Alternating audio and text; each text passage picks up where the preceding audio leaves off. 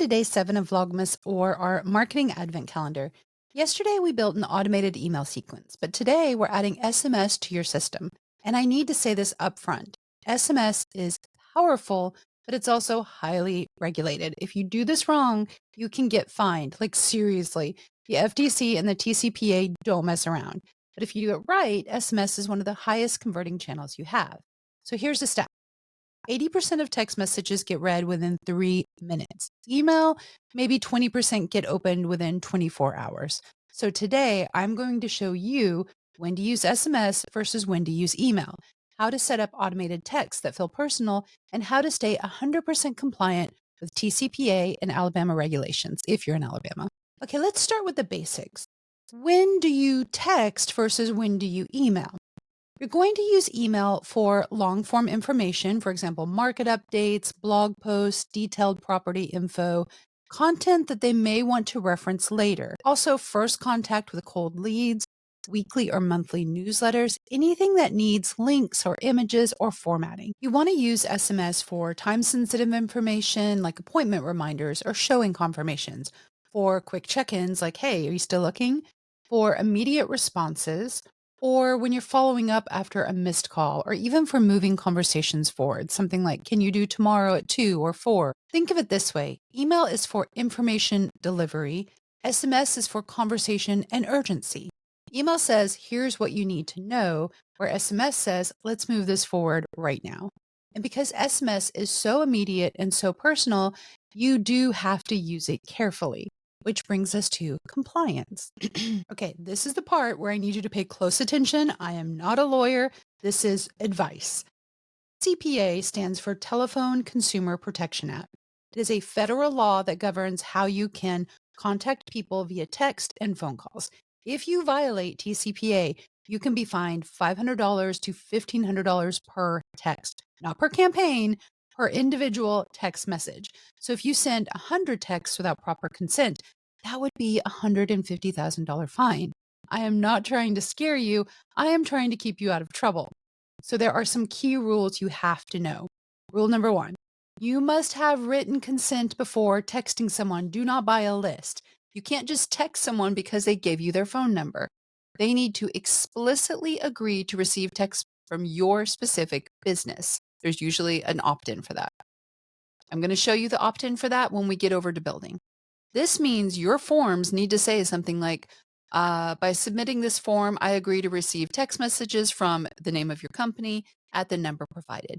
Message and data rates may apply. Reply stop to opt out. I am sure you guys have this. That checkbox needs to be there, and it cannot be pre-checked. They have to actively check it. Rule number 2. You must provide a clear way to opt out. Every text you send should include reply stop to unsubscribe or similar language. When someone replies stop, you have to honor it immediately. You cannot text them again. Rule number 3 is only text during reasonable hours, 8 a.m. to 9 p.m. in their time zone, not yours, theirs. Rule number 4, you can't use auto dialers or blast generic messages. Your texts need to feel personal. They need to feel contextually relevant. Now, here's what this means for Alabama specifically. Alabama follows federal TCPA rules, and the Alabama Real Estate Commission also requires that any marketing communication includes your broker's name and your real estate license information. So if you're texting someone about a listing or a showing, you need to identify yourself as a licensed agent. And I know this feels like a lot, but here's the good news. TouchstoneOS has compliance tools built in. In fact, you have to go through it to even be able to send text messages. It automatically includes opt-out language. It tracks consent. It stops texting people who opt out. You just have to set it up correctly, and I can help you do that. So let me give you some quick guidelines on when to text. You do want to text for appointment confirmations, something like confirming our call tomorrow at 2 p.m., or appointment reminders like, hey, are we still meeting in an hour? Are we still good? Or quick follow-ups. Got your voicemail. When's a good time to call you back? Or moving deals forward. Just sent the contract. Let me know when you signed. Don't text for a first contact with a cold lead. You want to email first, text after they respond. Or with long explanations, you want to use email for that. Or anything that feels salesy or pushy, or people who haven't explicitly consented. The rule of thumb, if you wouldn't text a friend about it, don't automate it. right? Text should feel like they're coming from a human, not a robot. All right, let's build something simple and practical. Okay, let me give you a scenario. Someone books a call with you through your calendar. You want to automatically confirm it in a text. So we're going to call this the appointment confirmation text message. So first, we need to go over to automations. We're going to create a workflow. We're going to start from scratch on this one. You always need a trigger for every workflow. So let's call this appointment confirmation SMS. Our trigger is going to be a calendar. So when someone books a call on my calendar, this workflow will start. So customer booked an appointment and I have to tell it which calendar. So in calendar, say schedule an appointment. So we've set that trigger. I like to wait about 5 minutes after they've booked. So wait 5 minutes. This gives the calendar confirmation email time to send first, so they're not getting bombarded. Now we're going to add the SMS action. So here's what I'm going to send. Hi, contact first name.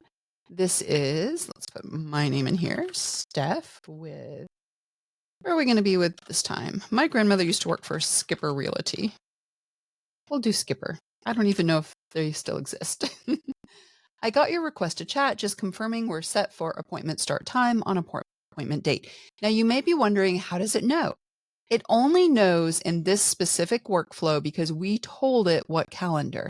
If you don't tell it which calendar up here, you can still put this using these tags, these custom values, but it will not know which calendar.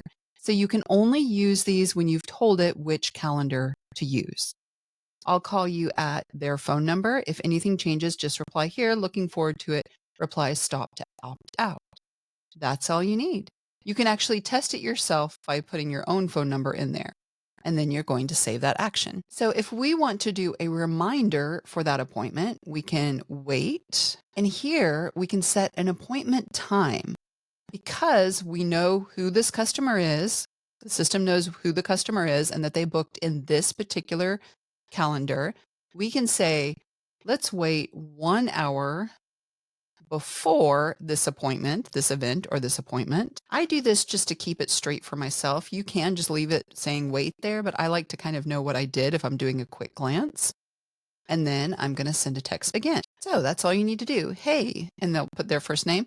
Just a quick reminder, we're chatting in 1 hour at, and again, it will pull from that same calendar. Still good? Just reply yes or no. If you don't need them to reply yes or no, if you're just assuming that they're going to show up, this is just a reminder, you can take that out. Reply stop to opt out and hit yes. Okay, we have created a simple workflow that's going to confirm their appointment and then remind them 1 hour before. If we are ready, it will not work until you have hit publish. Once you've published, hit save again, and your workflow is live and active. When someone books an appointment in this calendar, and our calendar, we can name it right here. The calendar we're using right now specifically is schedule an appointment. It will wait for 5 minutes and then send a text message text message confirmation, and then an hour before a reminder. Now here's what makes SMS feel personal instead of robotic. Use their first name. Say, hi, Sarah. That totally beats hi there. And that's so easy to do in Touchstone. All you have to do is come up to the custom values, hit contact, first name, and it will put in their first name. So it's specific to each time or each person's first name, each contact's first name. I'm going to remind you guys about this until I'm blue in the face. Remember not to use user. User is you. Contact is them. Contact is them. User is you every time.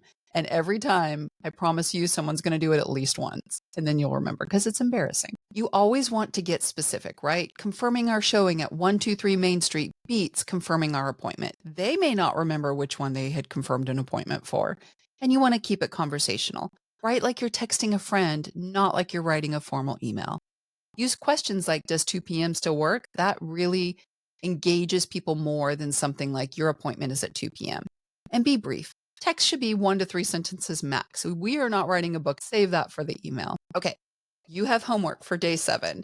Make sure that every form on your website has a clear TCPA consent language, and if it doesn't, add it.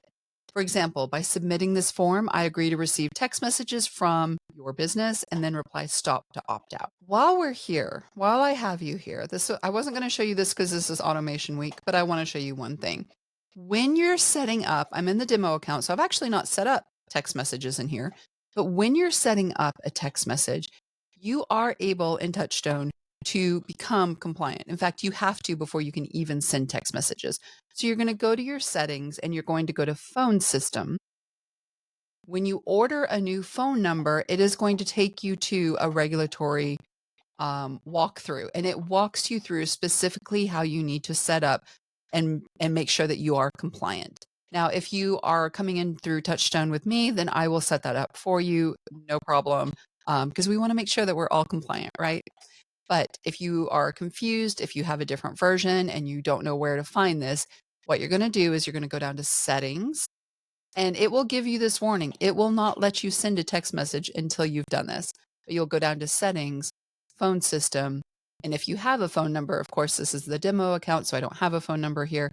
But when you have a phone number, it will walk you through what you need to do to become compliant. That's it. That's day 7. You now have SMS automation that is powerful and compliant. Tomorrow on day 8, we're building workflows, the if this, then that logic that makes your system truly intelligent.